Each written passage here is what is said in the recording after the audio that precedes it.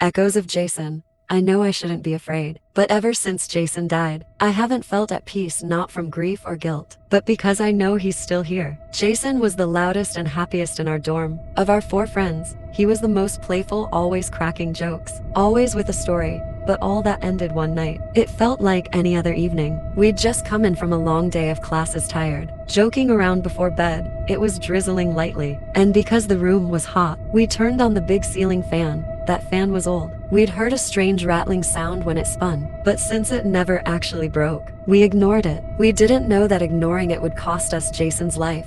At 2 in the morning, I woke to a loud crash and my friends screaming. I turned and saw Jason's bed smashed beneath the fallen fan. Under the twisted metal and shattered blades lay Jason, his head bloody, motionless. We shook him and yelled his name, but he didn't move. After that, everything changed. One friend moved out. He said he couldn't bear what happened, but the other friend and I stayed, still paying for the dorm. That's when I noticed something strange. One night, I woke as if the fan had turned on. I sat up, but the room was silent, no hum, no breeze. When I looked, the fan was off. The next morning, I remembered the old fan's rattling sound before it fell, like metal, tapping on metal. That night, lying in bed, I heard it again. Clank, clank, clank. A slow, hollow tapping in the air, as if someone was turning the blades without power. Then I thought I heard a whisper beside my ear. I don't belong here. Terrified, I decided to pray in the room. I asked the landlord, and he agreed to call a priest. But before the priest arrived, something happened. While I was taking a shower, I saw mist forming on the bathroom mirror, like fog settling into letters. It spelled one name, Jason. My heart clenched. Then, in the glass behind my reflection,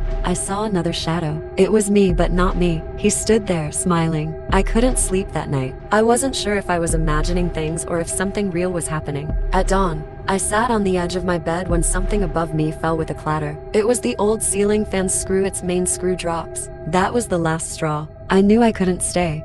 The next morning, I packed my bag and moved out of the dorm. But even away from that room, I haven't found rest. On quiet nights, drifting into sleep, I wake up suddenly, as if someone is whispering in my ear. Why did you leave me? Now, every time I shower, I glance at the mirror, afraid to see his shadow behind me. Every ceiling fan I pass, I feel its hum in my bones, waiting to crash. I try to pray, to keep busy, to live a normal life. But sometimes, late at night, I close my eyes and hear clank. I feel his presence so close that I can't sleep. And then, the whisper, "Don't forget me."